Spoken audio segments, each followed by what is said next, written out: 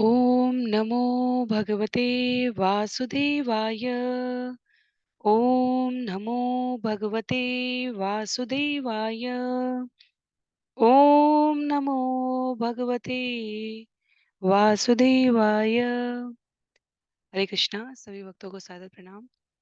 श्रीमद् भागवतम महापुराण सत्रों की इन श्रृंखला में सभी का स्वागत है। हम सभी यहाँ पर आज सत्र 387 387 में 18,000 श्लोकों वाले श्रीमद् भागवतम को अंतर्राष्ट्रीय कृष्ण भावनामृत संघ के संस्थापक आचार्य कृष्ण कृपा मूर्ति श्री श्रीमद् अभय चरणारविंद भक्ति वेदांत स्वामी श्रील प्रभुपाद की पुस्तकों के मार्गदर्शन में भक्तों के संग श्रवण और पठन करने का प्रयत्न कर रहे हैं।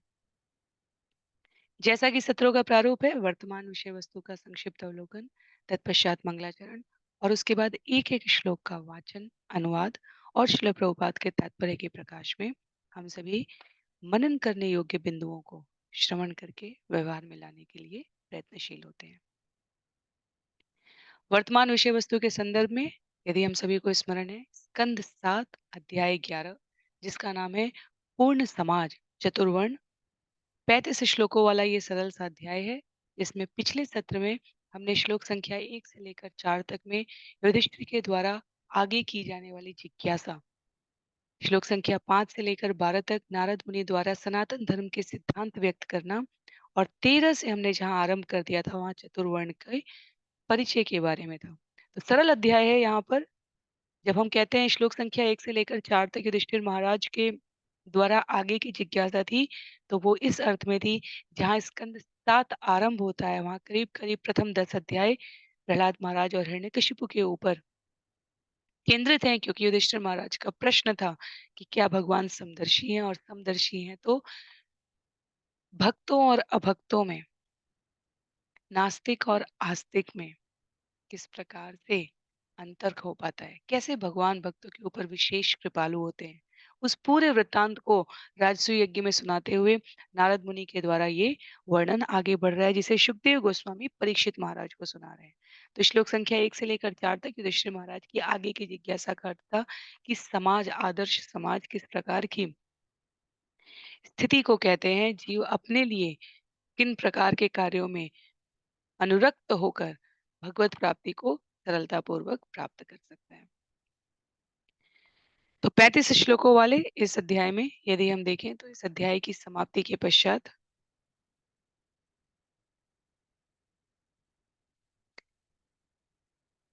स्कंद 7 से समग्र श्लोकों की संख्या 551 हो जाएगी और पूरे श्रीमद् भागवतम से अब तक के कुल श्लोकों की संख्या इस अध्याय की समाप्ति के पश्चात 6122 हो जाएगी। तो आरंभ करते हैं मंगलाचरण से और उसके पश्चात हम लोग इन विषयों को आगे श्रवण करने का प्रयत्न करेंगे। नारायणं नमस्कृत्य नरं चैव नरोत्तमं देवीं सरस्वतीं व्यासं ततो जयमुदीरयेत्। शृण्वतां स्वकथा कृष्ण पुण्यश्रवणकीर्तन यद्यन्तस्थो यभद्राणि विदुनोति सुयत्स्यतां नष्टिप्रायेष्वभद्रेषु नित्यं भागवत सेवया भगवत्युत्तमश्लोके भक्तिर्भवति नैष्टिकी। ॐ अज्ञानतिमिरान्धस्य ज्ञानाञ्जनशलाकया चक्षुन्मीलितं येन तस्मै श्रीगुरुवे नमः। मूकं करोति वाचालं पङ्गुं लङ्घयते गिरिं यत्कृपातमहं वन्दे परमानन्दमाधवं। वाञ्छाकल्पतरुभ्यश्च कृपा सिन्धुभ्यैव च पतितानां पावनेभ्यो वैष्णवेभ्यो नमो नमः। जय श्री कृष्ण चैतन्य प्रभु नित्यानंद, श्री अद्वैत गदाधर श्रीवासादि गौर भक्तवृंद। हरे कृष्ण कृष्ण कृष्ण हरे हरे, हरे राम राम राम हरे हरे। हरे कृष्ण कृष्ण कृष्ण हरे हरे, हरे राम राम राम हरे हरे। हरे कृष्णा कृष्ण कृष्ण हरे हरे, हरे राम राम राम हरे हरे। हरे कृष्णा। तो पुनः सभी भक्तों को सादर प्रणाम। हम सभी यहाँ पर कंद 7 अध्याय 11 श्लोक संख्या 15-16 से आरंभ करते हैं आज के सत्र को, जो भागवतम सत्रों की श्रृंखला में 387वां 387 सेशन है।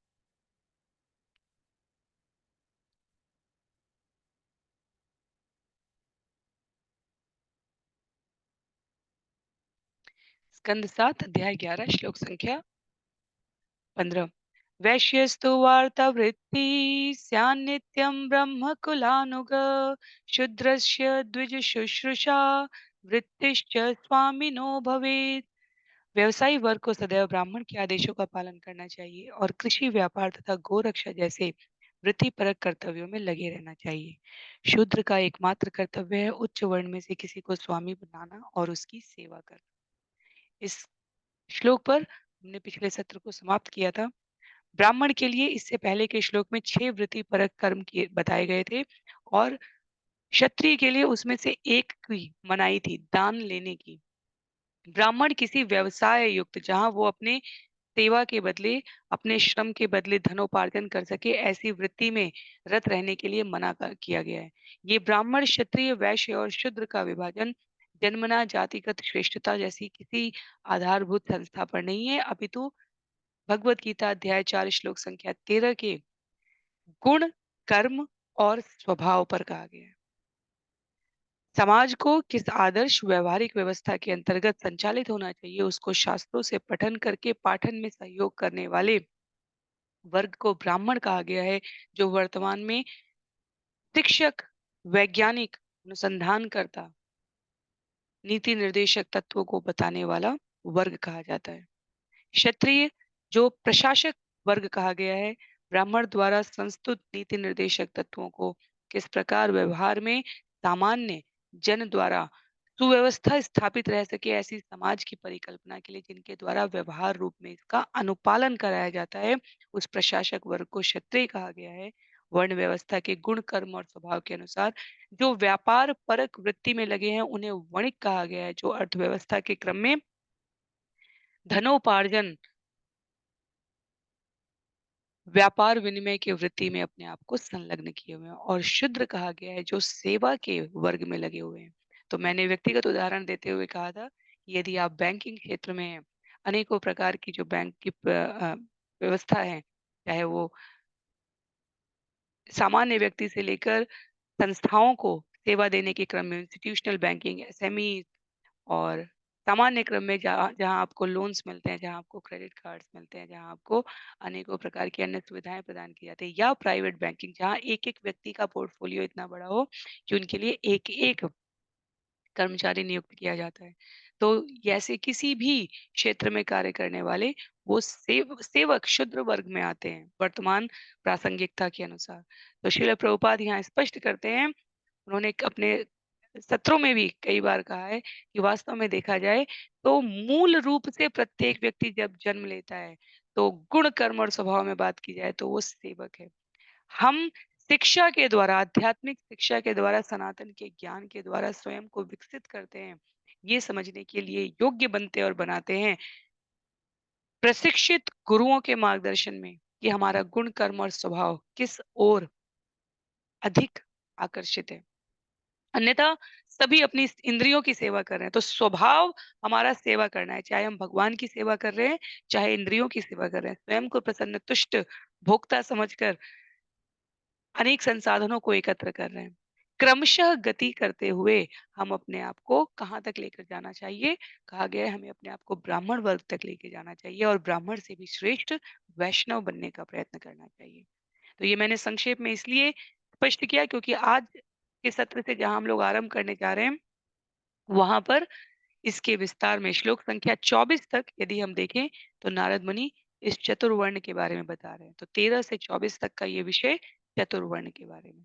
तो स्पष्ट रहना चाहिए, किसी भी प्रकार की यदि असहमति हो किसी वर्ण विभाग से, तो हमें पूछने में, किसी से चर्चा करने में संकोच करने की आवश्यकता नहीं है। जब भगवान भगवत गीता अध्याय 3 में बताते हैं कि अपनी वृत्ति के अनुसार, स्वभाव के अनुसार कर्म करना चाहिए, तब पहला प्रश्न आता है कि कैसे जानें कि हमारा स्वभाव क्या क्या है? और ये जो वर्ण विभाजन है, ये वास्तव में हमें हमारे स्वभाव के अनुसार कर्म करने की स्वतंत्रता देता है। पठन-पाठन में रुचि है, ब्राह्मण वर्ग में जाएँगे। अर्थोपार्जन में रुचि है, वैश्य वर्ग कहलाएँगे। प्रशासन की, स्वयं को अनुशासित रखते हुए समाज को अनुशासित रखने की यदि हमारी कल्पना है, जिसमें ब्राह्मण द्वारा प्रदत्त मार्गदर्शक तत्वों को समाहित करके व्यवहार करने की यदि रुचि है, तो प्रशासक क्षत्रिय वर्ग में जाएँगे। और यदि सेवा करने का भाव है, यदि हम सेवक बनने के लिए अपने आप को प्रयास रखते हैं, क्योंकि साधक भक्त में भी हम भगवान की सेवा कर रहे हैं, और भगवान प्राणी मात्र की सेवा करने से प्राणी मात्र में भगवत दर्शन करने की बात करते हैं भक्तों के लिए। यदि सेवा मार्ग में रुचि है, तो हम शूद्र कहलाएंगे। इसमें कोई निम्नता और उच्चता की बात नहीं है। ये गुण कर्म और स्वभाव के अनुसार रुचि की बात की गई है। तो आगे बढ़ते हैं श्लोक संख्या 16 में।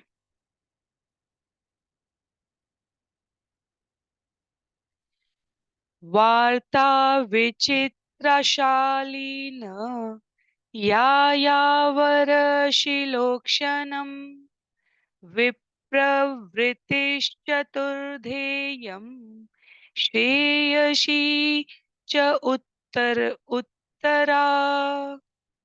विकल्प के रूप में ब्राह्मण वैश्य की वृत्ति, गोरक्षा या व्यापार की वृत्तियां ग्रहण कर सकता है। जो कुछ बिना मांगे मिल जाए वह उस पर आश्रित रह सकता है। वह प्रतिदिन धान के खेत में जाकर भिक्षा मांग सकता है। वह स्वामी द्वारा खेत में थोड़ा अन्न इकट्ठा कर सकता है, या अन्न के व्यापारियों की दुकान में पिछले गिरे हुए अन्न को एकत्र कर सकता है। जीविका के ये 4 साधन हैं जिन्हें ब्राह्मण भी अपना सकते हैं। इन चारों में से प्रत्येक साधन अपने पिछले से उत्तरोत्तर अर्थात श्रेष्ठ कहा गया है। तो ये व्यावहारिक बिंदु है जिसे स्पष्ट करते हैं नारद मुनि। कह रहे हैं कि कभी-कभी ब्राह्मण को दान में ज़मीन और गौवें मिल जाती हैं। हमने नंद के आनंद भयो, जय कन्हैया लाल की, अयोध्या में भगवान राम का जन्म होता है। हमने सुना है कि राजा महाराजा वैश्य वणिक गायों के सींग को स्वर्ण से आच्छादित करके रेशमी वस्त्रों से सज्जित गाय ब्राह्मणों को दान कर रहे होते थे। तो ब्राह्मण को दान में जमीन और गौवें मिल जाती हैं। कभी-कभी इस प्रकार की प्राप्ति पर वो वैश्य की भांति भी अपनी जीविकापार्जन कर सकता है। तो अपने पूर्ण पुरुषोत्तम कृष्ण स्वरूप में भगवान जब द्वापर में आते हैं, तो मूल वृत्ति क्या है वहां पर? सभी गायों के पालन में, गायों से होने वाले व्यापार में अपनी जीविका संचालित कर रहे होते हैं। भूमि में खेती करना, गायों की रक्षा करना, आवश्यकता से अधिक अपनी बची हुई वस्तुओं को विक्रय कर देना। पर श्रेष्ठतर विधि बताते हुए यहाँ नारद मुनि कहते हैं, खेत में गिरे हुए अन्न को चुनना, बिना भिक्षा मांगे दुकानदार की दुकान से गिरे अन्न को बिनना। तो ब्राह्मण वर्ग पठन पाठन में लगा है, ये उस श्रेष्ठता को टोन डाउन, जिसे हम कहते हैं विनम्र लाने के स्तर का प्रयास है, कि जो समाज को दिशा मार्गदर्शन देने के लिए इस वृत्ति में पठन पाठन में लगे हैं, वो स्वयं कितने विनम्र रहें, उस स्तर के लिए कहा गया है। दुकानदार की दुकान से गिरे अन्न को बिनना, या खेत में गिरे अन्न को चुनना, ये वृत्ति का जीविका का साधन हो सकता है। तो समाज में जब चतुर्वर्ण भगवान की किसी कार्य में कभी कोई दोष नहीं हो सकता, नहीं तो वो पूर्ण पुरुषोत्तम नहीं कहलाते। और वर्ण का विभाजन कभी भी किसी व्यक्ति को, वर्ग को, समाज को श्रेष्ठ और किसी को हीन बनाना कभी नहीं रहा। सभी की समान रूप से एक मूलभूत वृत्ति अगर कुछ होनी चाहिए, तो वो भगवान की प्रसन्नता के लिए कार्य करना होना चाहिए। इसके अतिरिक्त क्योंकि हमने सबने शरीर प्राप्त किया है मनुष्य रूप में, तो समाज को संचालित करने के लिए जो नियम है, वो गुण, कर्म और स्वभाव के अनुसार है। तो जो ब्राह्मण वर्ग, यदि किसी को लगे कि शूद्र के लिए कहा जा रहा है कि वो सेवा करे, स्वभाव के अनुसार कहा जा रहा है। और ब्राह्मण के लिए स्वयं का जीवन यापन कैसे करना है? गिरे हुए अन्न को बिन के। तो इतनी विनम्रता जीवन में आवश्यकता है, यदि हम अपने आप को सेवक और स्वामी के वास्तविक संबंध से परिचित करके रखना चाहते हैं। उसके पश्चात श्लोक संख्या 17 में जघन्योनोत्तमां वृत्तिम् अनापदि भजेन्नर ऋतेराजन्यम् आपत्सु सर्वेषामपि सर्वश जगन्योनोत्तमो नो जगन्योनोत्तमां वृत्तिम् अनापदि भजेन्नर ऋतेराजन्यमापत्सु सर्वेषामपि सर्वश। आपातकाल के अतिरिक्त निम्न लोगों को उच्च वर्ग के वृत्तिपरक कार्य नहीं करने चाहिए। हाँ, यदि आपातकाल हो तो क्षत्रिय के अतिरिक्त अन्य सभी लोग अन्यों की जीविकाएं स्वीकार कर सकते हैं। पुनः यहाँ पर निम्न लोगों को उच्च वर्ग के वृत्तिपरक, यहाँ निम्न और उच्च का जो विभाजन है वो जिस प्रकार पानी ऊपर से नीचे गिर रहा है, यदि कहा जाए कि पहाड़ से पानी गिरते हुए समतल मैदान पर आ रहा है, तो निश्चित रूप से हम यही कहेंगे पानी ऊपर से नीचे गिर रहा है। समाज के वर्ण के विभाजन का क्रम सबसे पहले जहाँ नियम बन रहे हैं, उसके पश्चात जहाँ नियम संचालित हो रहे हैं, उसके पश्चात जहाँ उन नियमों का उपयोग हो रहा है और उसके पश्चात जहाँ उन नियमों के उपयोग करने वाले, संचालित करने वाले और बनाने वालों के लिए सुविधाएं उपलब्ध कराई जा रही हैं। यदि आप विस्तार में देखें तो किसी भी क्रम में, वर्तमान में भी किसी भी संस्था में, कॉर्पोरेशन में, अ, परिवार में, कहीं पर भी सबसे पहले वस्तुएं, यदि घर की भी बात की जाए, सबसे पहले सामान इकट्ठे किए जाएंगे, सबसे पहले योजना बनाई जाएगी किस प्रकार का घर बनाना है, उसके पश्चात उसके लिए आवश्यक सामान, व्यक्ति, इनको संग्रहित किया जाएगा। उसके पश्चात उस कार्य को संपादित करने वाले, वास्तव में उस सामान और योजना को जो व्यवहार में ला सके उन लोगों को इकट्ठा किया जाएगा और तब ये होने के पश्चात जो घर बना है, मकान बना है, सोसाइटी बनी है, वहाँ लोगों को सेवाएँ उपलब्ध कराई जा रही है, अर्थात वहाँ लोग आकर रह सकते हैं और उनके लिए अन्य सुविधाएँ उपलब्ध कराई जा रही है। तो निम्न वर्ग से उच्च वर्ग की जब बात की जाए, उच्च वर्ग से निम्न वर्ग की बात की जाए, तब वो कार्य प्रणाली की, जिसे हम कई बार फीडबैक लूप कहते हैं, साइकिल कहते हैं, ये प्रथम स्तर है, ये द्वितीय स्तर है, ये तृतीय स्तर है, चतुर्थ स्तर है। तो ये प्रश्न करना कि चतुर्थ स्तर प्रथम स्तर क्यों नहीं बन सकता?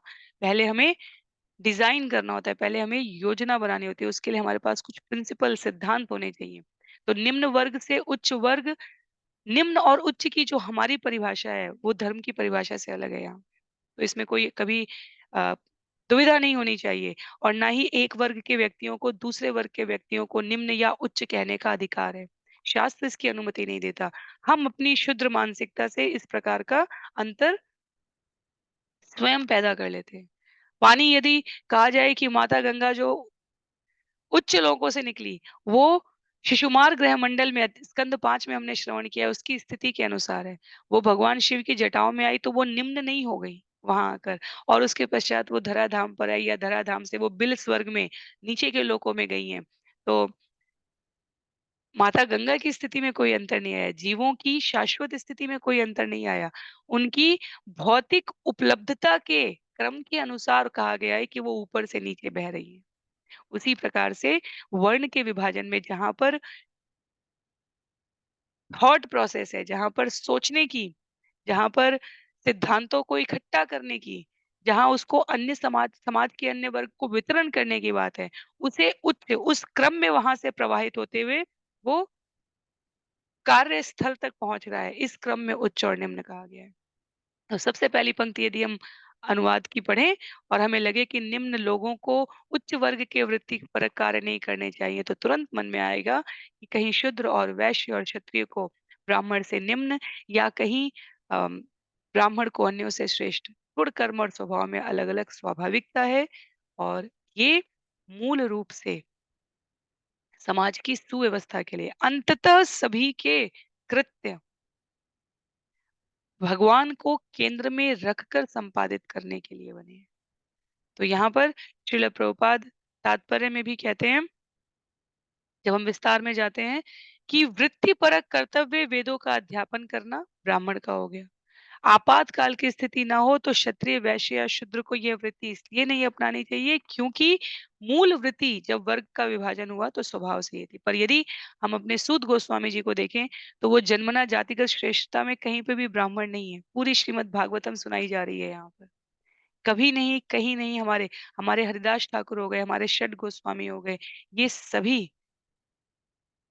सर्वश्रेष्ठ गुरु शिष्य परंपरा के आचार्यों में अग्रसरित कहे गए हैं और इनमें से जन्मना जातिगत के अनुसार कोई ब्राह्मण नहीं है। तो ऐसा नहीं है कि ब्राह्मणों को हीन, अन्यों को उच्च कहा जा रहा है। मैं सरलतम शब्दों में कहने का प्रयास कर रही हूँ, श्लोक बहुत सरल हैं, पर हमारे समाज में इतनी विषमताएँ व्याप्त हो चुकी हैं कि हम विषय को जो हमारी पहले की समझ है या हमारे आस-पास के लोगों ने जो समझ हमारे मस्तिष्क में उत्पन्न कर रखी है, उसके अनुसार हम शास्त्र को ग्रहण करने लग जाते हैं। इसलिए उसे परंपराबद्ध तरीके से हमें ग्रहण करना है। उच्चता और निम्नता यहाँ किसी भी स्तर पर जन्म से और जिसे आज वर्तमान में जाति कहा गया उसके अर्थ में नहीं कही गई है। ये गुण, कर्म और स्वभाव के क्रम में कही गई है। तो जब आपातकालीन स्थिति हो जाए तब ये कहा गया है कि अन्य यहाँ मैं श्लोक के अनुवाद के साथ प्रस्तुत करती हूँ। यदि आपातकाल स्थिति हो तो क्षत्रिय के अतिरिक्त अन्य सभी लोग अन्यों की जीविकाएं स्वीकार कर सकते हैं। प्रशासक बनना अपने आप में बहुत बड़े उत्तरदायित्व की बात है और जिसमें समता और विषमता का सही अंतर नहीं है, वो इस कर्म को संपादित नहीं कर सकता। इसलिए सामान्यतया क्षत्रिय जो प्रशासक वर्ग है उनके लिए उनको जो सबसे शिक्षा का उनका जो स्तर होता है जहाँ पर प्रशिक्षण दिया जाता है तब उसमें सबसे अधिक चाटुकारिता वालों से बचने के लिए कहा जाता है। हमारे वर्तमान राजनैतिक व्यवस्था में भी समाज की यदि हम देखें तो अ, परिवारी जन को सामान्य जनों के अनुसार किस प्रकार से व्यवहार करने के लिए नेताओं के और जो नेतृत्व करने वाले व्यक्तित्व हैं, उनको सजग रहने के लिए कहा जाता है। क्यों? क्योंकि समता और विषमता का अंतर बहुत महीन होता है वहाँ पर। तो श्रील प्रभुपाद तात्पर्य में कहते हैं, चूँकि सारे विश्व में आध्यात्मिक संस्कृति बंद कर दी गई है, तो वास्तव में शास्त्रों को समझने के लिए, शस्त्रों का प्रयोग करने के लिए ये आपातकालीन स्थिति हो गई है। अब वो समय आ गया है जब संस्कृति के मूल्यों को शिक्षित ना करने के नेतृत्व के इस कार्य के विलग होकर सामान्य गुण वृत्ति और कर्म और स्वभाव के व्यक्ति अपने आप को अग्रसरित करके आध्यात्मिक प्रगति के लिए प्रयत्नशील हों। तो इसे आपातकाल समझना चाहिए। कहते हैं श्रील प्रभुपाद, यहाँ पर कृष्ण भावनामृत नामक आंदोलन के लिए नारद मुनि का ठोस समर्थन प्राप्त होता है। तो मानव समाज की आध्यात्मिक प्रगति बंद हो जाए, ये वास्तव में आपातकाल की स्थिति है क्योंकि तब वर्ण के विभाजन के उत्तरदायित्वों को संभालने का जो क्रम था, वो प्रक्षन्न हो चुका होता है, विच्छिन्न हो चुका होता है। तब वर्ग विशेष अपने वर्ण के अनुसार कार्य नहीं कर रहा होता है।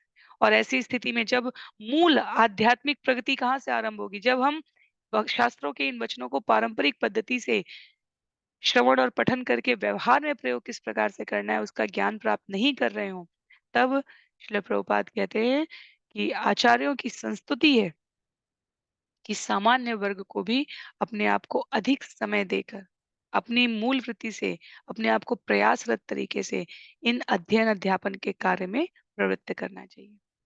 आगे श्लोक संख्या 18 से ऋतामृताभ्याम जीवेत मृतेन प्रमृतेन वा सत्यानृताभ्यामपि वा न श्ववृत्त्या कदाचन ऋतामृताभ्यां जीवेत मृतेन प्रमृतेन वा सत्यानृताभ्याम् अपि वा न स्ववृत्त्या कदाचन ऋतम् उक्षशीलं प्रोक्तम् अमृतं यद् याचितम् मृतं तु नित्ययाञ्च स्यात् प्रमृतं कर्षणं स्मृतम् सत्यानृतं च वाणिज्यं स्ववृत्तिर्नीच सेवनम्।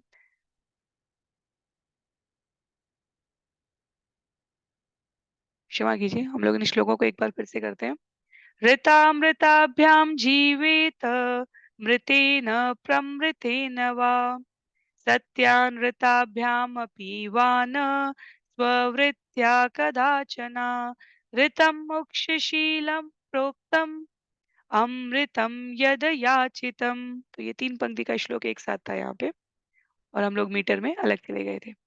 मृतं तो नित्ययाञ्चा स्यात् प्रमृतं कर्षणं स्मृतं सत्यानृतं च वाणिज्यं स्ववृत्तिर्नीच सेवनम् वर्जयेत्तां सदा विप्रो राजन्यश्च जुगुप्सितां सर्ववेदमयो विप्र सर्वदेवमयो नृप। आपातकाल में मनुष्य ऋत, अमृत, मृत, प्रमृत तथा सत्य नृत नामक विभिन्न वृत्तियों में से किसी एक को स्वीकार कर सकता है, किंतु कुकर वृत्ति से कभी नहीं अपनानी चाहिए।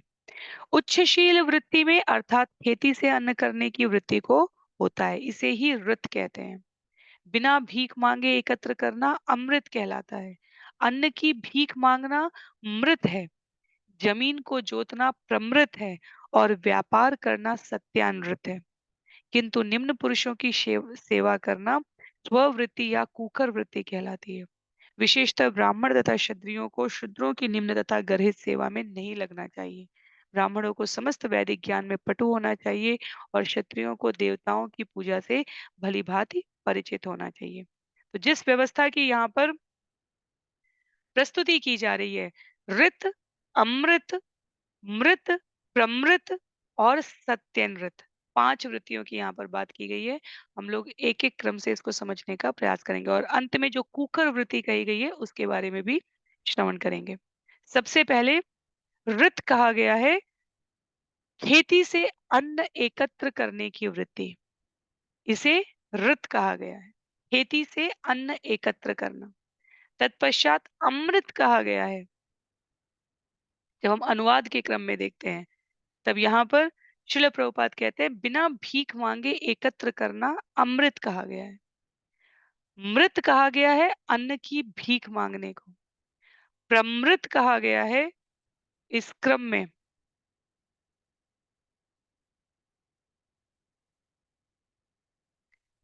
खेती से अन्न एकत्र करने की वृत्ति को ऋत कहा गया है।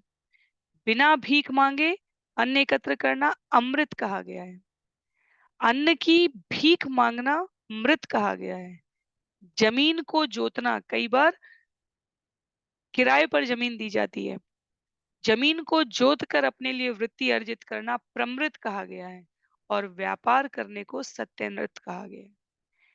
आगे तात्पर्य में श्रील प्रभुपाद कहते हैं कि जैसे भगवत गीता में भगवान ने कहा चातुर्वर्ण्या मया सृष्टम गुण कर्म विभागश, कुकर वृत्ति जो विशिष्ट है यहाँ पर इस अर्थ में कि हमें स्पष्ट होना चाहिए कि क्यों कुकर वृत्ति को कभी नहीं अपनाना चाहिए, क्योंकि इसे गर्हित सेवा में शूद्र जो व्यापार जो अन्यों की सेवा करने के उपक्रम को अपना रहे हैं स्वभाव से, वृत्ति से, उसमें भी वर्तमान परिप्रेक्ष्य में गर्हित कार्य जो हमारे 4 नीति नियामक तत्वों में नहीं आते हैं, उन प्रकार की सेवा वृत्ति में कभी अपने आप को अनुरक्त नहीं करना चाहिए। मदिरालय में, अ, वैश्यालयों में,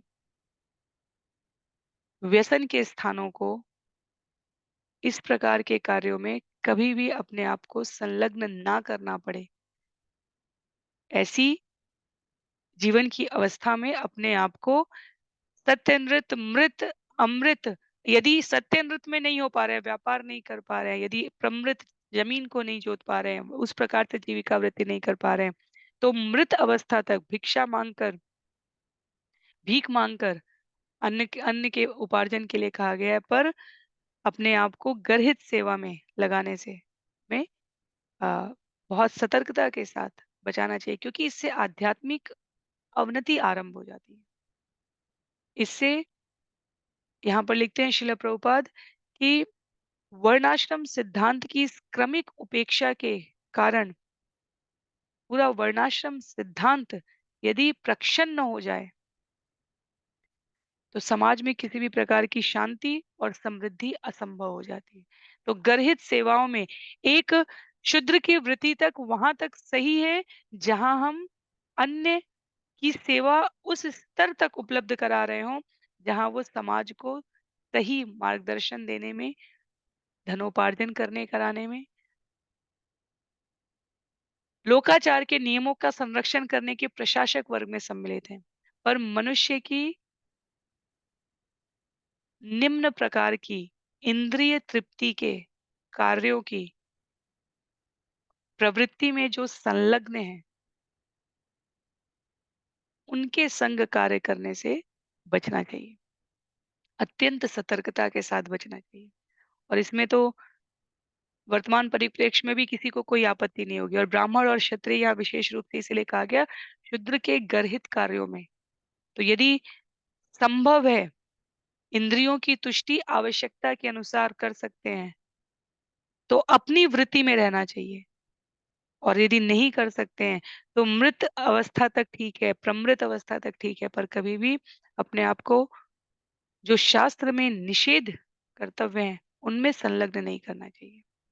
आगे श्लोक संख्या 21 में कहते हैं, शमो दम तप शौचम संतोष शांति आर्जवम ज्ञानम दयाच्युतात्मत्वम सत्यम च ब्रह्म लक्षणम। ब्राह्मण के लक्षण इस प्रकार हैं: मन का संयम, इंद्रिय संयम, तपस्या, पवित्रता, संतोष, क्षमाशीलता, सरलता, ज्ञान, दया, सत्य तथा भगवान के प्रति पूर्ण आत्मसमर्पण। और भगवत गीता में अध्याय 18 के भी अंतिम कुछ श्लोकों में हम देखते हैं कि इन लक्षणों की वहां पर प्रस्तुति की गई है। तो जहां इंद्रिय संयम की बात आ रही है, जहां मन के संयम की बात आ रही है, जहां संतोष की बात आ रही है, यदि वो स्वाभाविक रूप से है, तो हम अपने आप को ब्राह्मण वृत्ति में संलग्न कर सकते हैं।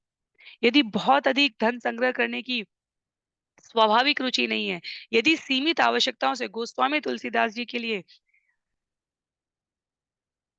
जब रामचरितमानस उनके द्वारा लिखा जा रहा है, तब के लिए बताते हैं, जिन भी संदर्भित अ, जीवनियों से हम लोग श्रवण कर सकते हैं, वहाँ वर्णन है जब तक उन्होंने 2 वर्ष 9 मास कितने दिन तक उन्होंने रामचरितमानस को लिखा है, वो एक बार पूरे दिन में केवल एक बार थोड़ा-सा दूध और कभी-कभी कुछ फल लेते थे। तो ये जो संतोष, पवित्रता, इंद्रिय संयम, मन के संयम, इनको हम श्रवण कर लेते हैं इन श्लोकों को, इन शब्दों को, पर इनके व्यावहारिक अर्थ के बारे में नहीं समझ पाते। जब हमारे आचार्यों के लिए, षट गोस्वामियों के लिए कहा जाता है, वो 20, 21, 22 घंटे तक या तो शास्त्र पढ़ते, लिखते, सुनाते या स्थानों का भ्रमण करते हुए मानव मात्र के कल्याण के लिए जागते थे। तो ये बिल्कुल अव्यावहारिक लगता है। पर इस वृत्ति को ब्राह्मण वृत्ति कहा गया है। यदि हम इस स्तर तक सरलता, ज्ञान, सत्य, भगवान के प्रति पूर्ण आत्मसमर्पण व्यवहार कर रहे हैं, तो हम अपने आप को ब्राह्मण वृत्ति में स्थित समझ सकते हैं। तो इसलिए कृष्ण भावनामृत में ये सन्यास के, वानप्रस्थ के, गृहस्थ के, ब्रह्मचारी के, शूद्र के, वैश्य के, क्षत्रिय के, ब्राह्मण की ये जो वर्णाश्रम, वर्ण और आश्रम धर्म व्यवस्था स्थापित की गई है, अलग-अलग मनुष्य अलग-अलग पूर्ववर्ती जन्मों के अनुसार अलग-अलग क्रम की आध्यात्मिक यात्रा पर है। और इसलिए सभी समाज में संगठित और व्यवस्थित रह सके, इसलिए ये व्यवस्था बनाई गई है। कई आचार्य अभी भी हैं, जब वो भागवतम का पारायण कर रहे होते हैं, जब वे किसी संकल्प के साथ हरिनाम का जप कर रहे होते हैं, तब उनके जो इंद्रिय संयम की धारणा है, जो स्तर है, वो अन्य सामान्य व्यक्तियों से बहुत उच्च होता है। और उच्च का अर्थ यहाँ पर कठिन है। ये नहीं कि उच्च किसी क्रम की व्यवस्था के अनुसार बड़ा कह दिया गया है। उच्च का अर्थ है कि ये बहुत कठिन है, सामान्य व्यक्ति नहीं कर पाते। एकादशी व्रत करने की सबकी अपनी अलग-अलग अवधारणा है। कोई एकादशी में सिर्फ अन्न का त्याग करना किसी के लिए कठिन हो जाता है। आज केवल फल-फूल और सामान्य भोजन ग्रहण करना है, ये विचार करना भी कई कई इतने अपने आप को इंद्रिय भोग में अनुरक्त रखते हैं। तो ये एकादशी में भी हम अगर व्यावहारिक रूप से समझें तो सरलतम उदाहरण है ये समझने का कि क्यों ये अलग-अलग वर्ण और आश्रम बताए गए हैं, क्योंकि अलग-अलग वर्ण और आश्रम की आवश्यकताएँ अलग-अलग हैं। कोई केवल अन्न का त्याग करना एकादशी के दिन कठिन समझता है। कृष्ण जन्माष्टमी के दिन रामनवमी के दिन रामनवमी आ रही है। जल का त्याग करना अत्यंत कठिन लगता है। किसी के लिए एकादशी का अर्थ दिन में गिनकर 2 बार, चाहे जो भी खाएँगे वो 2 बार खा लेंगे। अन्न के बिना फल-फूल भी 2 बार लेंगे। कोई 1 बार लेता है, कोई केवल अ, दुग्धपान करके वो भी 1 बार या 2 बार, ऐसा नहीं कि आप हर बार कर रहे हैं। तो कितना इंद्रिय संयम है, कितना संतोष है, कितना मन को विरक्त करने का इंद्रिय तुष्टि से 1 दिन के लिए 15 दिन में 1 दिन एकादशी आती है और वर्तमान स्थितियों में हम में से लगभग सभी को पता है कि हमें अलग से अपने विचारों को उसके लिए एकत्र करना होता है और फिर कोई एक अगले स्तर पर जाएगा और वो कहेगा कि हम निर्जला एकादशी करेंगे। 26 एकादशियों में साल की एक एकादशी हमें निर्जला करनी होती है, पांडव एकादशी जब भीमसेनी एकादशी जिसे हम कहते हैं। तब व्यक्ति दिनों पहले सोचने लगता है कि निर्जला एकादशी आ रही है, निर्जला एकादशी आ रही है। तो संतोष, इंद्रिय संयम का जो स्तर है, इन गुणों को अपने लक्षणों, अपने व्यवहार के स्वभाव के अनुसार समझने की बात की जा रही है। नवरात्रि का पर्व आ रहा है, 9 दिन लोग अलग-अलग प्रकार के विधा के अनुसार व्रत करते हैं। कोई केवल शाम के समय अ, देवी की उपासना करने के पश्चात, पूजा करने के पश्चात ग्रहण, कोई 2 बार करेगा, कोई पहला और आखिरी करेगा। ये भिन्नता क्यों है? जो हमें सरल लगता है उसको हम अपनी सुविधा के अनुसार स्वीकार कर लेते हैं, पर यदि जब अन्य उस स्तर से उच्च व्यवहार कर रहे हों और उनके लिए अलग प्रकार के नियम बने हों, तब हमें लगता है कि ये विभेद क्यों है? तो वर्ण की व्यवस्था आंतरिक शुद्धता के, कड़े अनुशासन के, संयमित स्तर को प्रदर्शित कर रही है। श्लोक संख्या 22 में आगे कहते हैं, शौर्यं वीर्यं धृति तेज त्यागश्चात्मजय क्षमा ब्रह्मण्यता प्रसादश्च सत्यं च शत्र लक्षणम। युद्ध में प्रभावशाली, अजेय, धैर्यवान, तेजवान तथा दानवीर होना, शारीरिक आवश्यकताओं को वश में करना, क्षमाशील होना, ब्राह्मण नियमों का पालन करना तथा सदैव प्रसन्न रहना और सत्यनिष्ठ होना, ये क्षत्रिय के लक्षण हैं।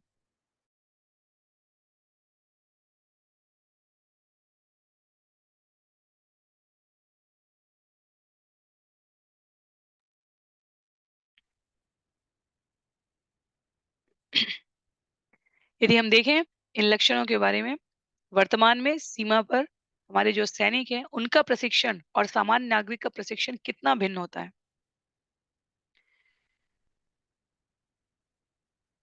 जिन परिस्थिति में सीमा पर रक्षा करने वाला सैनिक प्रतिदिन रहता है, कड़े प्रशिक्षण के बाद भी सामान्य नागरिक के लिए केवल वहां जाकर सैनिकों को रक्षा करते हुए देखने के लिए अलग से प्रशिक्षण की आवश्यकता है। तो जब यहाँ पर शारीरिक आवश्यकताओं को वश में करने की बात की जा रही है, जब यहाँ पर धैर्यवान रहने की बात की जा रही है, युद्ध में प्रभावशाली और अजेय होने की बात की जा रही है, क्षमाशील और दानवीर होने की बात की जा रही है, तब ये कतिपय व्यक्तियों की मानसिक वृत्ति से विभिन्न प्रकार के कार्य हैं। प्रत्येक व्यक्ति के लिए संभव नहीं है। इसीलिए जब अम, प्रशिक्षण कार्यक्रम होता है, जब चुनाव भी होता है सैनिकों के लिए, वर्ग के लिए अलग-अलग, चाहे वो हमारे वायुसेना के लिए हो, चाहे थल सेना के लिए हो, चाहे जल सेना के लिए हो, तो वो परीक्षा पास करना भी सबके लिए संभव नहीं होता है। क्यों? क्योंकि गुण, कर्म और स्वभाव उससे मेल में नहीं है। तो इसे स्वीकार करने में कोई आपत्ति नहीं है। भगवान सभी को स्वीकार करते हैं। उन्होंने सुव्यवस्थित व्यवस्था के लिए अलग-अलग वर्ण का विभाजन किया है। देव गुरु अच्युते भक्ति त्रिवर्ग परिपोषणम् आस्तिक्यं उद्यमो नित्यं नैपुण्यं वैश्य लक्षणम्। देवता गुरु तथा भगवान विष्णु के प्रति सदैव अनुरक्ति, धर्म अर्थ तथा काम में प्रयत्नशीलता, गुरु तथा शास्त्र के शब्द में विश्वास तथा धनार्जन में निपुणता सहित प्रयत्नशील होना, ये वैश्य के लक्षण है। तो जिस प्रकार हमारे 4 आश्रमों में संन्यास, वर्ण, गृहस्थ आश्रम, ब्रह्मचर्य, वानप्रस्थ, इसमें गृहस्थों को अनुमति है कि वो धनोपार्जन करें और अन्य 3 वर्ण को वर्ग में रहने वाले संन्यास, वानप्रस्थ और ब्रह्मचर्य, उनको धन की आवश्यकता के लिए आवश्यकता होने पर समुचित मात्रा में दान करें, गृहस्थ आश्रम के लिए।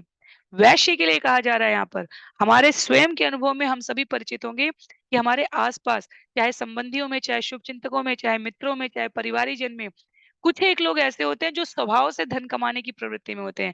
उनको पता होता है 1 का 2 का 4 कैसा व्यापार किया जाए, किस प्रकार से धन का उपार्जन बहुगुणित कई गुना बढ़ाया जा सकता है। कुछ है जो 9 से 6 के कार्य में संतुष्ट है। कुछ है जिनके लिए धन कम महत्व का होता है, उनकी रुचियाँ जिन्हें हम अ, किसी भी क्रम में कह सकते हैं, साहित्य, संगीत, कला, अनेकों प्रकार के क्रम में। तो उनके लिए उन रुचियों के पोषण में अपने आप को अनुरक्त रखना अधिक महत्व का होता है बजाय धनोपार्जन के।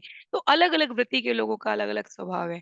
मैं इनको क्योंकि ये विषय बहुत सरल होते हैं, पर इनसे मतभेद और मनभेद की स्थिति समाज में बहुत अधिक व्याप्त हो जाती है। पर हम इस पर समय देकर विचार नहीं करना चाहते कि वास्तव में हमारा गुण, कर्म और स्वभाव क्या है। शास्त्र ने किसी को नहीं रोका है, कभी नहीं रोका है। इस स्तर के भेद को समझने के पश्चात प्रयास पूर्वक अपने वृत्ति में न लगे रहने के लिए। भगवान ने कभी वर्ण के अनुसार या आश्रम के अनुसार भक्तों के बीच भेद नहीं किया है, क्योंकि ये सारे समाज के स्तर पर आवश्यक तत्व है। भक्त के रूप में भगवान के लिए किसी भी वर्ण में जन्मे हुए, यहाँ तक कि पशु और पक्षी, जटायु से लेकर गजेंद्र तक, प्रहलाद से लेकर विभीषण तक, भगवान ने कभी भिन्नता नहीं की है। लेकिन समाज की सुव्यवस्थित संरचना के लिए गुण, कर्म और स्वभाव का पालन करने से व्यवस्था बनी रहती है। इसलिए इस बिंदु को यहाँ पर महत्व के साथ प्रस्तुत किया गया है। तो वैश्य वर्ग में जो निपुणता पूर्वक धनोपार्जन कर सकते हैं, वे धर्म, अर्थ और काम, वैदिक वाङ्मय के जो धर्म, अर्थ, काम, मोक्ष बताए गए हैं, उनमें से 3 में अपने आप को अनुरक्त करते हैं। ये स्वभाव होता है उनका। आगे श्लोक संख्या 24 में शूद्रस्य सन्नति शौचम सेवा स्वामिन्यमायया अमंत्र यज्ञो ह्यस्तेयम सत्यम गोविप्ररक्षणम। समाज के उच्च वर्णों को नमस्कार करना, सदैव स्वच्छ रहना, द्वैत भाव से मुक्त रहना, अपने स्वामी की सेवा करना, मंत्र पढ़े बिना यज्ञ करना, चोरी न करना, सदा सत्य बोलना तथा गायों एवं ब्राह्मणों को सदा संरक्षण प्रदान करना, ये शूद्र के लक्षण है। पुनः जैसे ही उच्च वर्ण की बात आई, क्रम में सबसे पहले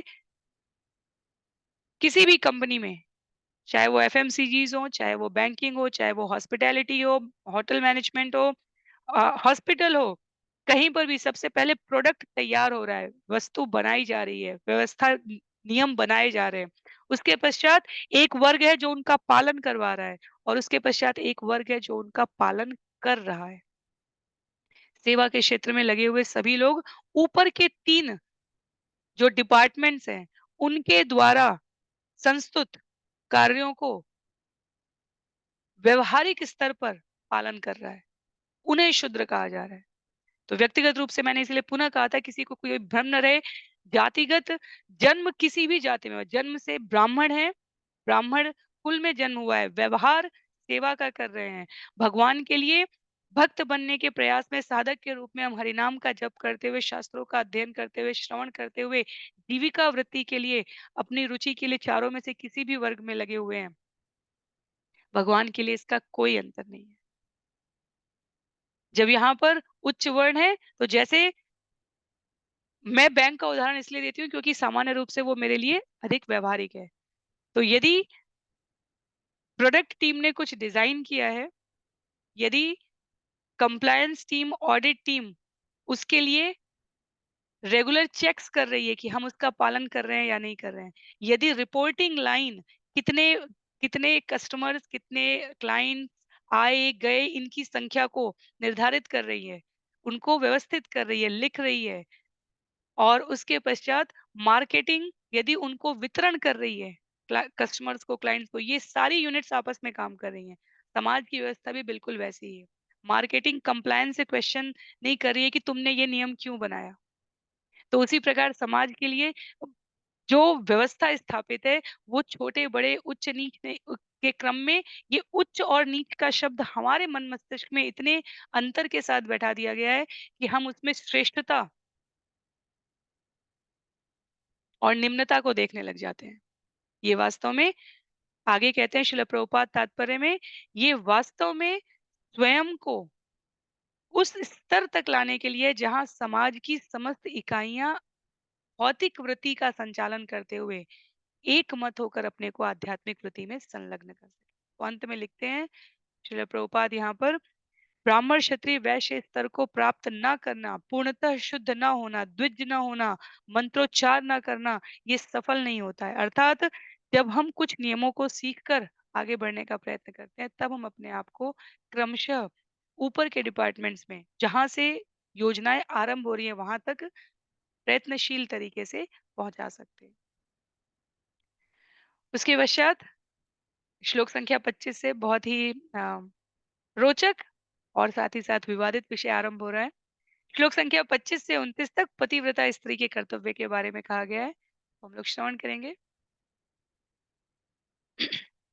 स्त्रीणां च पतिदेवानां तशुषानुकूलता तद्बन्धुषु अनुवृत्तिश्च नित्यं तदव्रतधारणम्। स्त्रीणां च पतिदेवानां तत्शुश्रूषानुकूलता तद्बन्धुषु अनुवृत्ति च नित्यं तद्व्रत धारणम।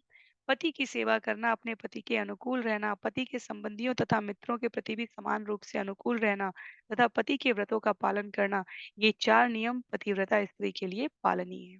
तो इसमें किसी को भी कोई आपत्ति नहीं होनी चाहिए, क्योंकि पुरुषों के लिए अलग से वैसे भी जिस देश काल परिस्थिति के संबंध में ये बात की जा रही है, वहां पर जीविका वृत्ति के साधनों को, अ, धनोपार्जन करने को, उन कार्यों में अनुरक्त रहने के लिए कहा गया है जो स्वाभाविक रूप से परिवार के प्रति पुरुष के उत्तरदायित्व कहे गए हैं। तो स्त्री के उत्तरदायित्व के संदर्भ में यहाँ पर कहा गया है कि शांत गृहस्थ जीवन के लिए ये एक महत्वपूर्ण कार्य है कि यदि पति सभी प्रकार से पारिवारिक जीवन के सुगम संचालन के लिए व्यवहार कर रहा है, तो स्त्री को भी अपने स्तर पर अपनी अपने शरीर की अ, श्रेष्ठता के अनुसार, तो दया, करुणा, ममत्व, ये स्वाभाविक रूप से स्त्रियों में अधिक है।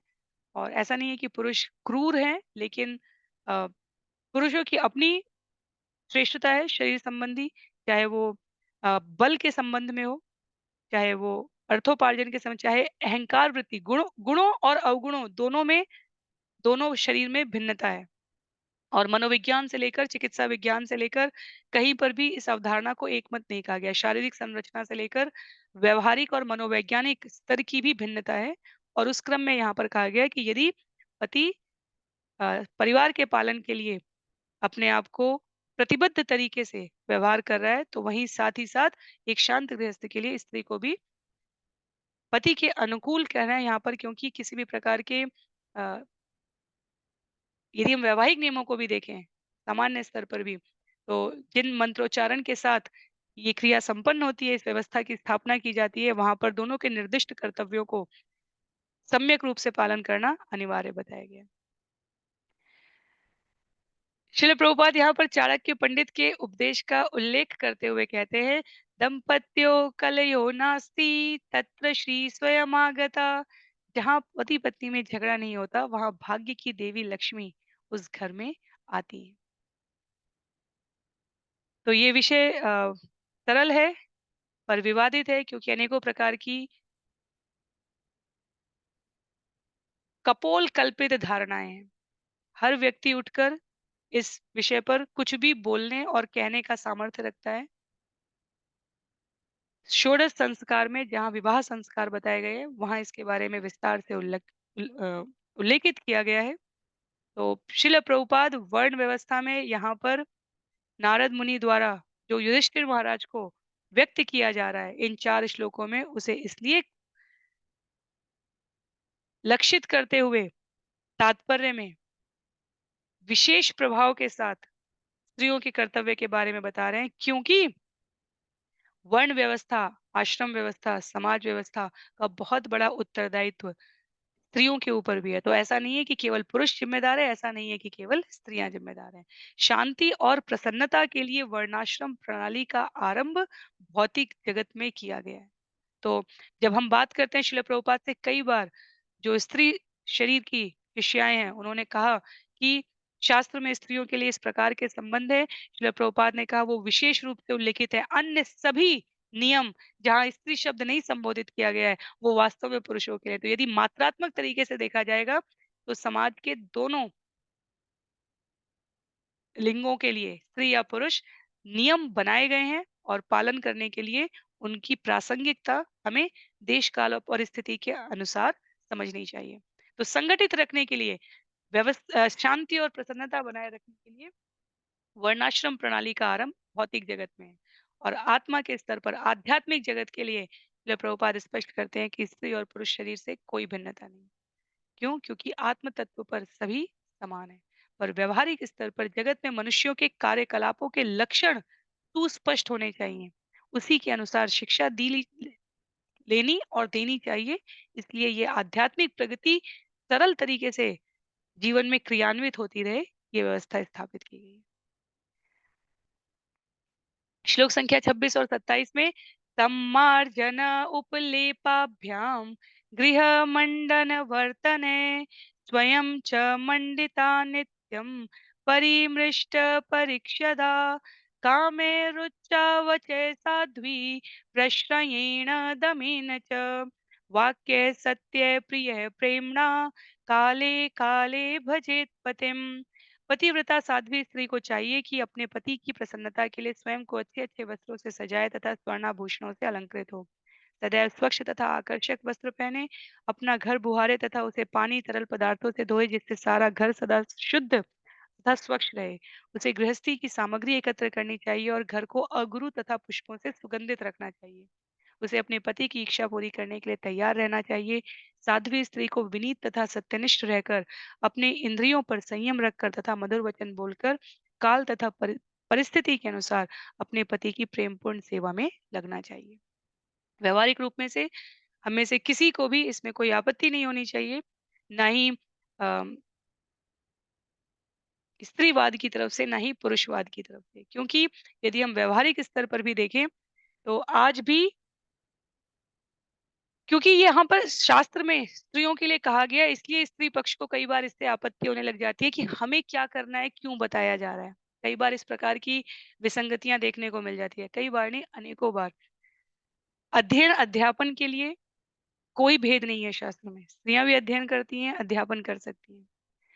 घर, परिवार, समाज और राष्ट्र के स्तर पर यदि किंचित कार्यों को हमें बताया जा रहा है कि ये इस प्रकार से किए जाने चाहिए, तो वो इसलिए क्योंकि शायद उनमें स्वाभाविक श्रेष्ठता है, शायद उनको करने का जो, जिसे हम सरलतम शब्दों में आर्टिस्टिक कह सकते हैं, कि गुणों को बारीकियों से देखने की और समझने की और अनुपालन करने की योग्यता है। हमने वर्तमान परिदृश्य में अपने आसपास यदि हम अवलोकन करें, तो किसी भी प्रकार के समारोह में, चाहे वो सनातन संस्कृति के अनुसार हो रहा हो, चाहे वो विदेशी पद्धति के अनुसार हो रहा हो, जो हमारे भौगोलिक सीमा से परे है। किसी भी उत्सव के आयोजन में सजावट का कार्य स्त्रियां भी कर रही हैं, पुरुष भी कर रहे हैं। किसी भी प्रकार के उत्पाद के विज्ञापन के लिए, एडवर्टाइजमेंट के लिए, जहां पर भी मानवीय मूल्यों को गहराई से समझने की बात आती है, वहां पर प्रभावी पक्ष हमेशा स्त्री पक्ष से इस अर्थ में अपेक्षित होता है, क्योंकि स्वभावगत तरीके से वहाँ मजबूती है और समाज उसी प्रकार से स्त्रियों को सम्मानित भी करता रहा है। उसी क्रम में पुरुषों को भी सम्मान उनकी व्यक्तिगत श्रेष्ठता के अनुसार, स्वभाव की श्रेष्ठता के अनुसार प्राप्त होता रहा है। तो यहाँ पर यदि इन कर्तव्यों का उल्लेख किया गया है, यदि कह दिया गया कि अच्छे वस्त्रों को पहनना चाहिए, तो स्वाभाविक रूप से अच्छे वस्त्र पहनना सभी को पसंद है। ऐसा कोई नहीं है जो कहे कि मुझे अच्छे वस्त्र पहनना नहीं पसंद है। तो इसमें ऐसा नहीं सोचना चाहिए कि शास्त्र हमें क्यों सिखा रहा है? शास्त्र बने ही इसलिए हैं कि समाज को सुव्यवस्थित बनाए रखने के लिए वो हमें सिखा सकें। जहाँ तक व्यावहारिक रूप से घर बुहारना, पानी तरल पदार्थ से धोना, घर स्वच्छ और शुद्ध रखना, गृहस्थी की सामग्री एकत्र करना, यदि आज इन कार्यों को पुरुषों को करने के लिए गृहस्थी में कोई देना चाहे और आपस में पति और पत्नी के सामंजस्य से कोई कर रहा हो, तो इससे किसी को कोई आपत्ति नहीं है। पर पुनः जो बारीकियों की बात की जा रही है, हम सभी अपने अनुभव से कह सकते हैं कि हम में से प्रत्येक व्यक्ति स्त्री और पुरुष शरीर से अतिरिक्त अपने स्ट्रेंथ के साथ, अपने कुछ मजबूत पक्ष के साथ होता है और कुछ कमजोर पक्ष के साथ होता है। वो हमारा जन्म-जन्मांतर का स्वभाव होता है। तो ये व्यावहारिक स्तर पर श्रील प्रभुपाद ने अनेकों सत्रों में इसको स्तर किया। यहाँ पर श्रील प्रभुपाद ने अलग से इस इन 2 श्लोकों के लिए तात्पर्य नहीं लिखा, पर अनेकों पत्रों के माध्यम से उन्होंने कृष्ण भावनामृत आंदोलन के आरंभिक वर्षों में बहुत ही स्पष्ट कहा। आप इस्कॉन के किसी भी सेंटर में जाएँगे, आपको सदैव दिखेगा कि भोग की तैयारी पुरुषों द्वारा भी की जाती है, उतनी ही श्रेष्ठता के साथ, जितनी श्रेष्ठता से ये समझा जाता है कि अ, भोजन बनाने का कार्य स्त्रियों का मजबूत पक्ष है। तो भक्त के स्तर पर कोई भिन्नता नहीं है, समाज के स्तर पर यदि कुछ नीति निर्देशक तत्व बताए गए हैं, तो उसमें किसी पक्ष को कोई आपत्ति नहीं होनी चाहिए। वैसे भी व्यावहारिक रूप से अ, गृहस्थ के संबंध में पति को पत्नी की सुविधाओं का और उनकी इच्छाओं का सम्मान करना चाहिए, स्त्रियों को पत्नी को पति की इच्छाओं का सम्मान करना चाहिए। उसी प्रकार से सामाजिक और व्यावसायिक स्तर पर भी इसका प्रयत्न किया जाता है। और हम देखें तो प्रत्येक समाज में व्यावहारिक स्तर पर इसका पालन हो रहा है।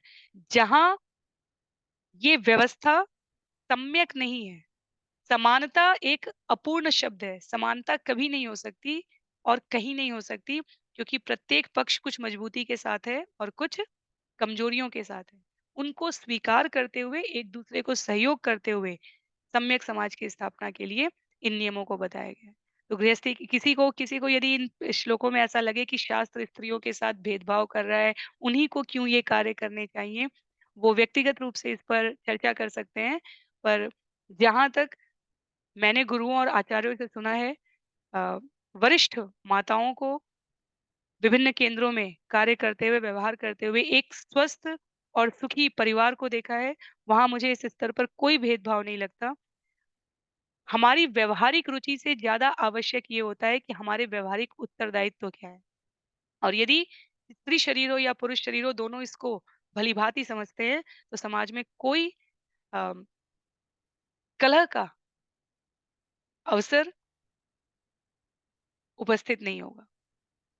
तो गृहस्थ आश्रम के रूप में अपने कमजोर और मजबूत पक्ष को समझते हुए व्यवहार करने से शांति, संपन्नता और स्वस्थ भावी नागरिकों का निर्माण किया जा सकता है। तो इसमें किसी प्रगतिवाद की और किसी प्रकार के भेदभाव की बात सोचने की आवश्यकता नहीं है।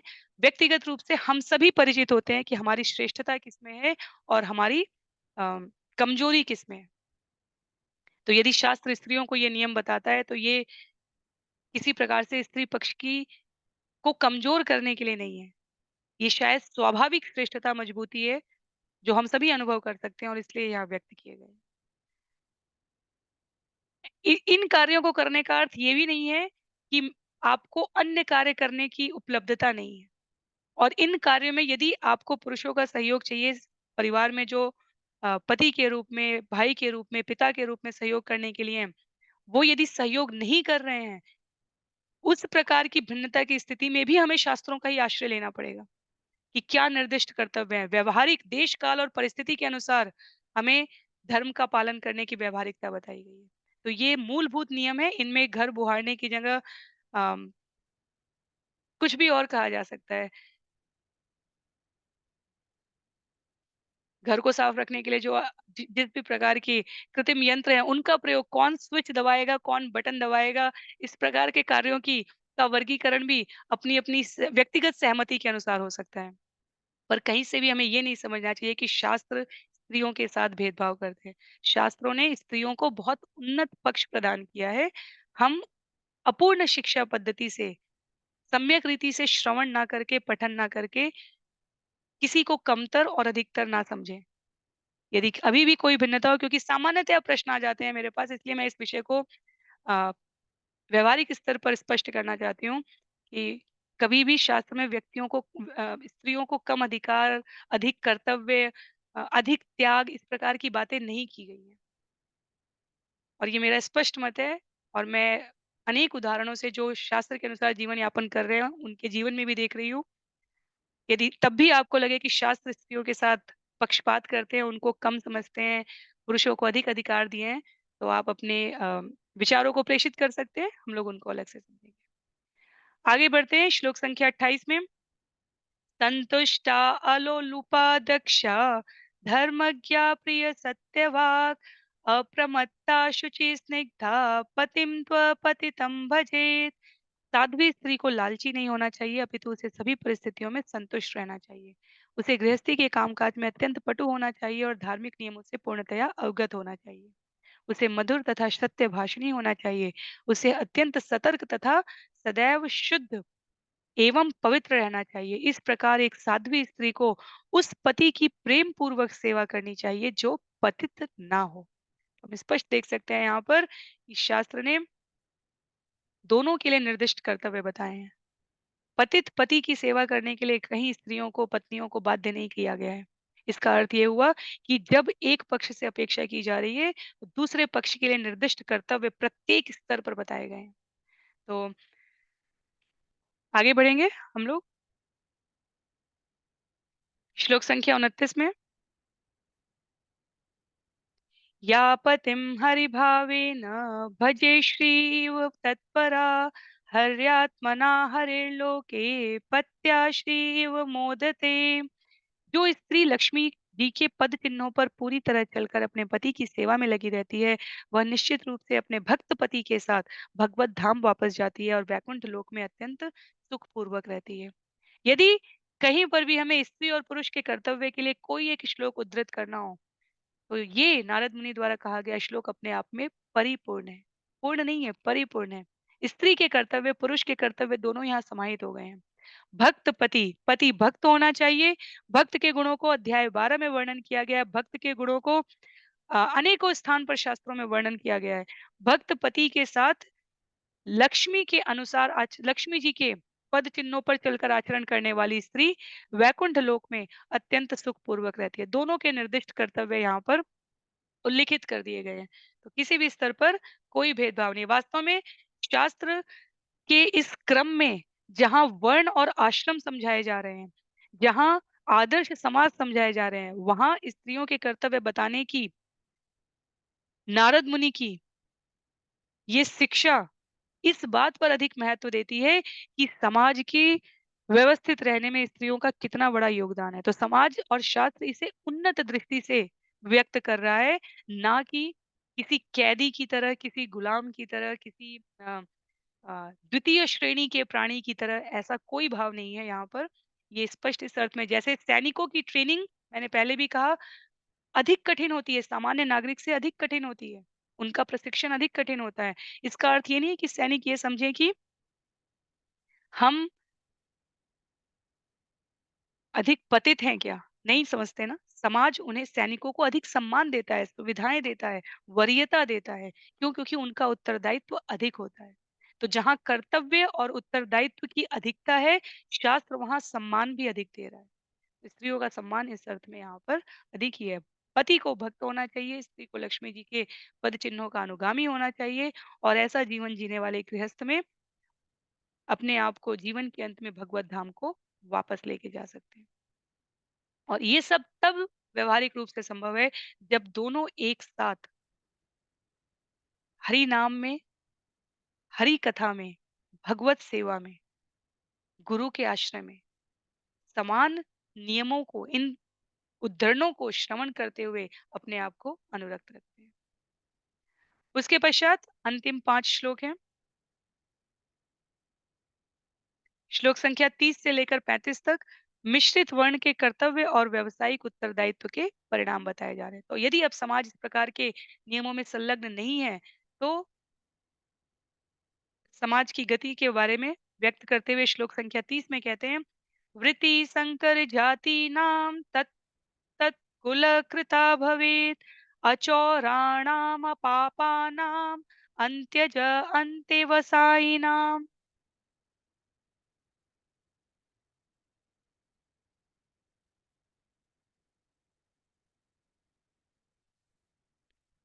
संकर जातियों में से जो चोर नहीं होते वे अंतेवसाई या चांडाल कहलाते हैं और उनके कुल में चले आने वाले रीति रिवाज को होते हैं। तो ये उन अर्थ में कहा गया है जहाँ मिश्रित वर्ण व्यवस्था हो जाए, जहाँ ब्राह्मण क्षत्रिय वैश्य और शुद्ध शूद्र अपने गुण कर्म और स्वभाव के अनुसार व्यवहार ना कर रहे हों और मिश्रित वर्ण उन्हें अंत्यज कहा गया है। उसमें जो अ, नियमों का, व्यवहारों का, कर्तव्यों का मिश्रण कर देते हैं। उनके आचरण को भी हमारे शास्त्र कुछ हद तक माफ करते हैं। अर्थात कहते हैं श्रील प्रभुपाद यहाँ तात्पर्य में कि ऐसे मिश्रित वर्ण भी 2 प्रकार के हो गए हैं, प्रतिलोमज और अनुलोमज। प्रतिलोमज उन्हें कहा गया है जहाँ पर भिन्न गुण, कर्म और स्वभाव के अनुसार विवाह हो जाए। जैसे स्त्री का विवाह पुरुष के हमेशा कहा गया है कि अपने से उच्च वर्ण में यदि स्त्री विवाह कर रही है तो अनुलोमज कहा जा रहा है उसे और यदि निम्न वर्ण में कर रही है तो उसे प्रतिलोमज कहा जा रहा है।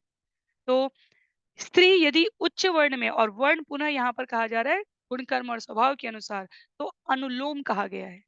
और प्रतिलोम में जहाँ मांसाहार मद्यपान इस प्रकार की वृत्ति में जिसे हमने गर्हित कर्म कहा था आरंभ में, तो वैदिक मार्ग में उन वर्गों को भी स्वीकृति दी गई है। वे अंतेवसायी कहे गए हैं। वे इस प्रकार के कार्यों में संलग्न हैं जो उच्चतर मानवीय मूल्यों को दर्शित नहीं करते। और क्योंकि अब वो अपनी वृत्ति से इस प्रकार के व्यवहार में संलग्न हो गए हैं, तो उनके ऐसे आचरण को उनके व्यवहार के अनुसार पाप पूर्ण न कहने की श्रेणी में भी शास्त्रों ने वर्गीकृत किया है। इसे आगे स्पष्ट करते हुए श्लोक संख्या 31 में कहा जाएगा, प्राय स्वभाव विहितो नृणां धर्मो युगे युगे वेदभी स्मृतो राजन प्रेत्य चेह च शर्म कृत। हे राजन, वैदिक ज्ञान में पारंगत ब्राह्मणों का निर्णय है कि प्रत्येक युग में अपने अपने भौतिक गुणों के अनुसार विभिन्न वर्णों के लोगों का आचरण इस जीवन में तथा अगले जीवन में कल्याणकारी होता है। तो हम सभी को पठन पाठन में रुचि जबरदस्ती नहीं ला सकते। हम सभी को वीर तेजवान शरीर के आवश्यकताओं को वश में करने का स्वभाव नहीं बना सकते। हम सभी को धनोपार्जन की नई-नई विधियाँ नहीं सिखा सकते और सभी को हम सेवा वृत्ति में संलग्न नहीं कर सकते। प्रत्येक व्यक्ति अपनी एक यात्रा पर है, आध्यात्मिक यात्रा पर। और समाज का वर्गीकरण इस प्रकार से होता है कि सभी उसमें स्वीकृत हो सकें, सभी अपने आप को व्यवस्थित कर सकें। तो 4 वर्णों का ये जो विभाजन बताया, ये चारों वर्ण अपने आप को आध्यात्मिक प्रगति में सरलता से प्रेरित कर सकते हैं। पर फिर भी जैसे श्रील प्रभुपाद ने 4 नियम बताए उसके बाद भी व्यक्ति हैं जो शास्त्र में ये जानते हुए कि हमें मांसाहार नहीं करना चाहिए, वर्ष में केवल कुछ दिन अपने आप को मांसाहार से रोक पाते हैं। उनको भी समाज में विभिन्न प्रकार के कर्मकांडों के माध्यम से स्थान प्रदान किया गया है।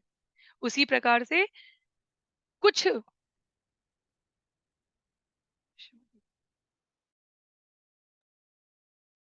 कुछ व्यक्तियों का कुछ व्यक्तियों के समूहों का ऐसा स्वभाव है कि वो अपने पूर्ववर्ती जन्मों के इंद्रिय तुष्टि के भाव से इतने घिरे हुए हैं कि अभी भी अपने आप को श्रवण करने के बाद भी मदिरापान से या असत संग से नहीं रोक पाते।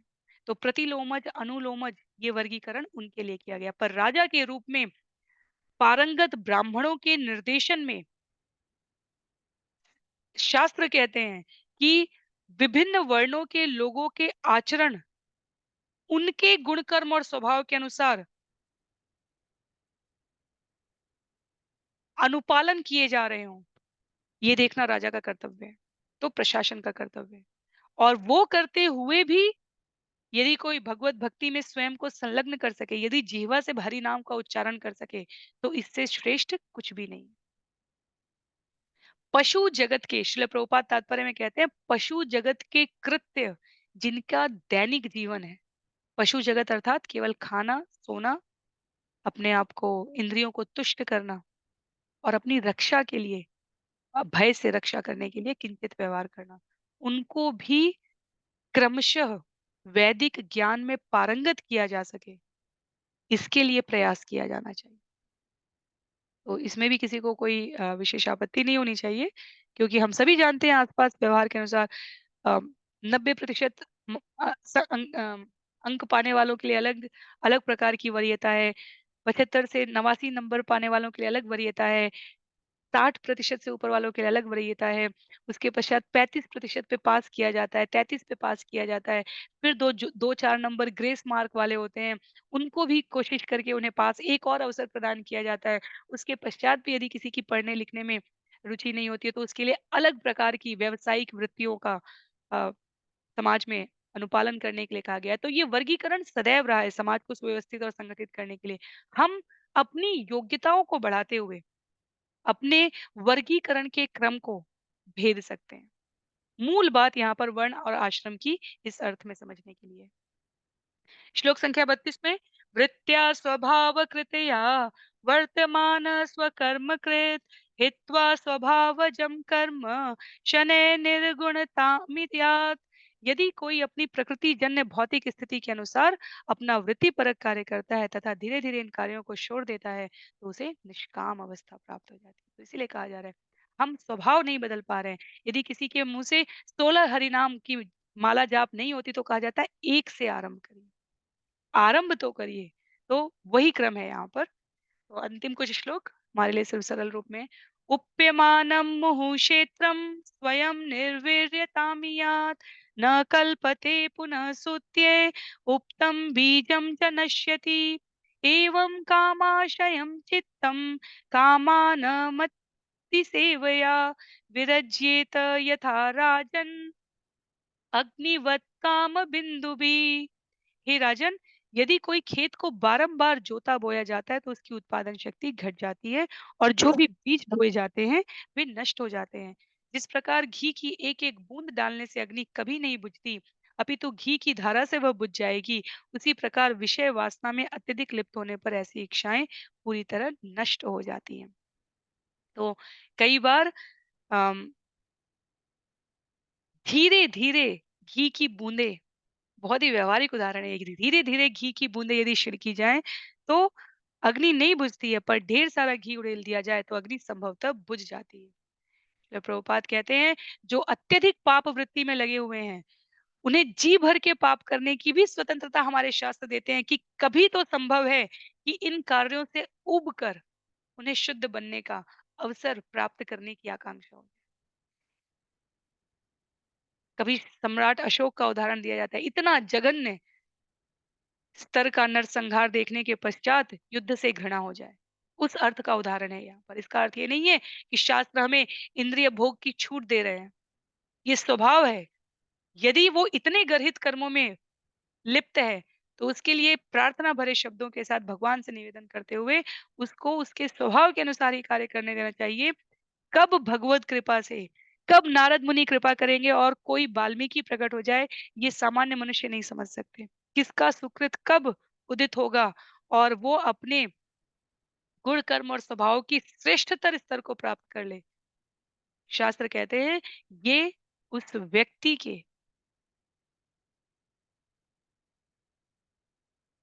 जिसे हम कहते हैं हमारी योग्यता ना हो पर किसी की कृपा उपलब्ध हो जाए, उस स्तर का परिणाम प्राप्त करने की बात है। इसका अर्थ ये नहीं यदि हम पाप वृत्ति में नहीं लगे तो हम पाप करने लगे, जानते हुए यदि हम भेद कर सकते हैं, जिनकी वृत्ति भेद ही नहीं कर सकती, जिनके लिए कोई भी गर्हित कर्म पाप ही नहीं है, उनके लिए कहा जा रहा है कि उन्हें वो घी एक साथ उड़ेल देने वाली प्रक्रिया का हमें प्रतीक्षा करनी चाहिए, जब वो अपने आप को स्वयं उन वृत्तियों से अलग कर ले जाएँ।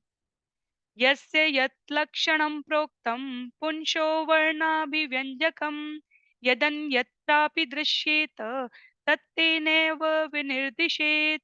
यदि कोई उपर्युक्त प्रकार से ब्राह्मण, क्षत्रिय, वैश्य तथा शूद्र के लक्षण प्रदर्शित करता है, तो भले ही वह भिन्न जाति का क्यों न हो, उसे वर्गीकरण के उन लक्षणों के अनुसार स्वीकार किया जाना चाहिए। तो जिस प्रकार जो जितनी श्रेष्ठता अर्जित करता है, उसके लिए मानक भी उतने कड़े किए जाते हैं। तो सैनिक के रूप में भर्ती होने के पश्चात जो रैंकिंग की जाती है, वो अलग-अलग स्तर की, अलग-अलग श्रेष्ठता के अनुसार की जाती है। वो स्वभाव की, गुण की श्रेष्ठता के अनुसार। तो नारद मुनि स्पष्ट रूप से कहते हैं, श्रील प्रभुपाद कह रहे हैं कि जन्म के अनुसार किसी को ब्राह्मण, क्षत्रिय, वैश्य या शूद्र नहीं मान लेना चाहिए। कहते हैं, स्पष्ट कहते हैं, ऐसा प्रचलन है किंतु शास्त्र इसे स्वीकार नहीं करते। गुण तथा कार्य के अनुसार समाज के चारों विभाग का निर्णय किया जाना चाहिए और हमारे लिए ये श्लोक और इसका तात्पर्य पूरे विषय का सार है। मैंने आवश्यकता से अधिक कुछ समय लिया है आज, क्योंकि विषय कुछ ऐसे हैं जो व्यक्त कर दिए जाते हैं पर हम उनको अपनी मति के अनुसार समझते हैं। हमें शास्त्र की दृष्टि में आचार्यों के तात्पर्य से और तब भी यदि अस्पष्ट लगे तो भक्तों के संग में, गुरु के आश्रय में उसकी चर्चा करके स्वीकार करना चाहिए। अंत में कहते हैं श्रील प्रभुपाद, यदि किसी ने शूद्र या चांडाल के गुण विकसित कर लिए हैं, तो वो चाहे कहीं भी जन्मा हो, उसे उसके लक्षणों के अनुसार स्वीकार करना चाहिए। यदि किसी मनुष्य में संगत गुण पाए जाते हैं, तो जन्म के अनुसार उसकी जाति नहीं मानी जानी चाहिए। अर्थात आप ब्राह्मण कुल में पैदा हुए हैं, आपका स्वभाव गुण कर्म स्वभाव भी धनोपार्जन का है, तो ये ठीक है। पर यदि आप क्षत्रिय, वैश्य, शूद्र में हुए हैं और तब भी आपका जन्म आपने वहां लिया और आपका स्वभाव ब्राह्मणोचित कार्यों में है, तो आपको आपके गुण कर्म और स्वभाव पर वरीयता मिलनी चाहिए। समाज सभी को स्वीकृत कर रहा है, किसी को अस्वीकृत नहीं कर रहा है। स्वीकृत और अस्वीकृत का अंतर हमारे मापदंडों पर नहीं होना चाहिए, शास्त्र के अनुसार होना चाहिए। तो इस प्रकार से यहाँ पर श्रीमद् भागवत के सप्तम स्कंद के अंतर्गत पूर्ण समाज चातुर्वर्ण नामक 11वें अध्याय के भक्ति वेदांत तात्पर्य पूर्ण हो रहे हैं। तो मैंने अपनी सीमित क्षमता में इस विषय के साथ जो श्रवण किया है, जो पठन किया है, उसके अनुसार व्यक्त करने का प्रयास किया। यदि आपको फिर भी कोई विषय अस्पष्ट लगे, कोई बिंदु अप्रिय लगे, गलत लगे, वो मेरी व्यक्तिगत त्रुटि है। श्रील प्रभुपाद, नारद मुनि और हमारे आचार्यों ने उसे पूरी श्रेष्ठता के साथ व्यक्त किया है। मेरा अनुरोध रहेगा कि किसी भी अस्पष्टता की स्थिति में आप श्रील प्रभुपाद के लिखे इन तात्पर्यों को पुनः श्रवण करें और फिर भी अस्पष्ट हो तो किसी सुधी जन से, जो श्रेष्ठतर आचार्य है हमारे अंतर्राष्ट्रीय कृष्ण भावनामृत संघ के गुरु शिष्य परंपरा में, उनसे संपर्क करके इसको स्पष्ट करें। और मेरी त्रुटियों के लिए मैं मुझे आप प्रेषित भी कर सकते हैं, पर मैं व्यक्तिगत रूप से पुनः क्षमा प्रार्थी हूँ।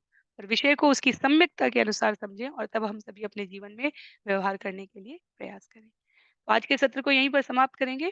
अगले सत्र में हम सभी स्कंद 7 अध्याय 12 को आरंभ करेंगे। पुनः रोचक विषय के साथ वो बहुत सारे मूल्यों को, सिद्धांतों को व्यवहार में लाने योग्य नियमों के साथ वर्णन किया गया है। श्रील प्रभुपाद की जय, श्रील गुरुदेव की जय, अनंत कोटि वैष्णव वृंद की जय, श्रीमद् भागवतम महापुराण की जय। हरे कृष्ण।